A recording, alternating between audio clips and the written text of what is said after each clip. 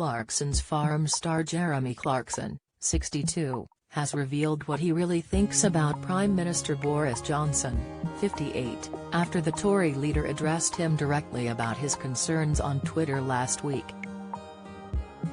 Although Jeremy acknowledged that he was happy to see Boris making an apparent U-turn on supporting British farmers in his video message, he also shared his fears that the PM's words were a long way from any kind of action. The Grand Tour host cited his own struggles in his latest column. He insisted Boris pledged to make sure that the computer does not say no when a farmer applies for permission to turn a disused barn into a bistro is irrelevant, as this decision is not actually made by the politician, but by a planning officer. Jeremy divulged, the planning officer wants to know, for instance, why I've installed a septic tank and what it's for. And if I answer recklessly, saying it's for the storage of dirts, I could be fined £5,000. But this is the best bit, she says that, because we are providing seating and lavatories, the public is being actively encouraged to visit and remain on site. This is what farmers are up against. Planners who grant you permission to open a shop and then say you must not encourage people to visit it.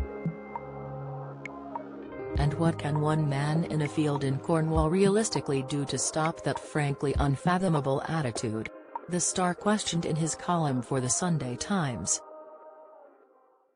Instead, Jeremy suggested, this, then, is my personal message back to Johnson: you've got to announce that you will not tolerate eishness. It comes after Jeremy issued a plea to the government in view of his 7 million followers, saying in a video, "Hi, I'm Jeremy Clarkson, and in the next parliament I would like to see the government prioritizing farming. We've been asked to diversify, and when we try to do that, the local authorities tell us we can't. That needs addressing," he added in the post.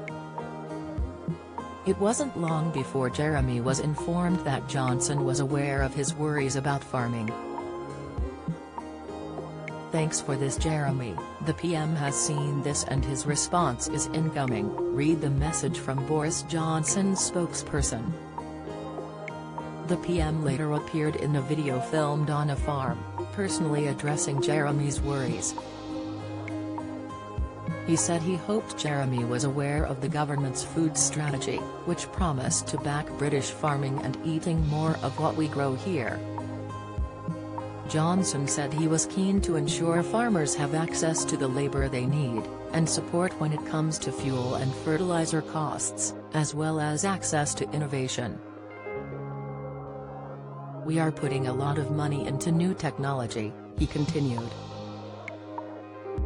"I have just been looking at a machine that can plant 150,000 cabbages, Jeremy, every day.